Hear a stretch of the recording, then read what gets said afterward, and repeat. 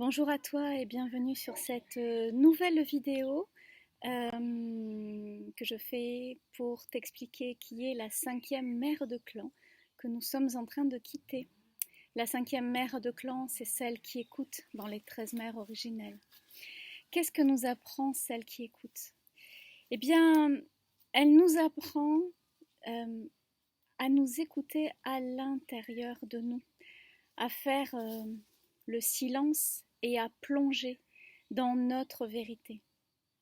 Ça a l'air de rien comme ça, mais dans la société dans laquelle nous vivons, où il y a un tel brouhaha, prendre le temps d'écouter tranquillement son corps, ses ressentis, apprendre à décoder, c'est tout un apprentissage. En apprenant à se décoder soi, nous apprenons aussi à sentir et à décoder les autres. Cette cinquième mère de clan nous apprend que, avant que les humains parlent avec des mots, ils parlaient le langage du cœur et de l'amour, Eilowean. Un langage où on n'avait pas besoin de paroles. On était uniquement dans la vibration et le ressenti, et c'était en observant l'autre, en ressentant ce qu'il était ou ce qu'il faisait, que les personnes arrivaient à se comprendre et à communiquer. Alors le langage nous a facilité les choses, mais il a également perverti. Il nous a fait oublier de nous écouter, d'écouter notre propre vérité. C'est une mère qui est particulièrement importante dans la période que nous traversons, puisque nous sommes complètement pris dans le brouhaha médiatique. Et d'ailleurs, c'est très intéressant. Lorsque le brouhaha médiatique assène 24 heures sur 24 la même chose, vous pouvez déjà tiquer et vous dire que, en fait, en utilisant cette méthode, les médias sont en train de nous hypnotiser.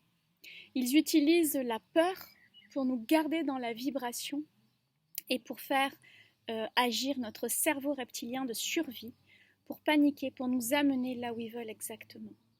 Alors aujourd'hui, les grandes questions, c'est test PCR ou pas test PCR, vaccination ou pas vaccination.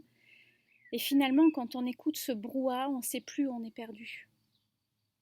La réponse, elle est en chacun de nous, en nous-mêmes, à l'intérieur de soi.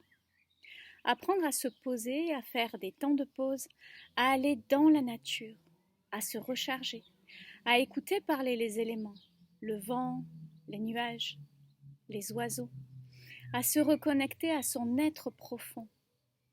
C'est un véritable chemin.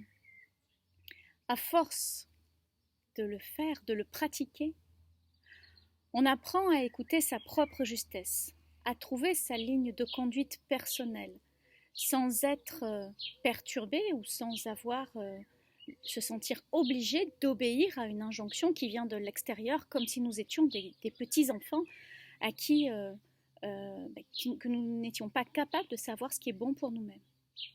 Cette mère est très importante, elle nous invite vraiment à l'introspection, à réapprendre l'écoute de nous-mêmes, à réapprendre notre justesse.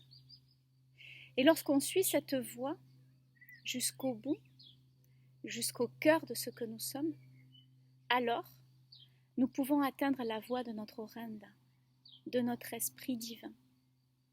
Et lorsque nous sommes connectés à notre esprit divin, à notre essence divine, eh bien nous accédons à notre vérité, à la vérité universelle. Cette mère est particulièrement importante dans ces temps où il y a un gros battage médiatique pour nous imposer une vérité et nous dire que c'est le seul chemin à agir. Je crois que la vie est multiple et que c'est pas pour rien. Regardez la variété des fleurs, des arbres, des oiseaux, des animaux. La vie est multiple. Et il n'y a pas une vérité, mais chacun porte en soi sa vérité. L'essentiel est de la trouver et de respecter celle des autres. Je vous invite à lire la cinquième mère de clan dont nous terminons le cycle. Au mois prochain. Salut!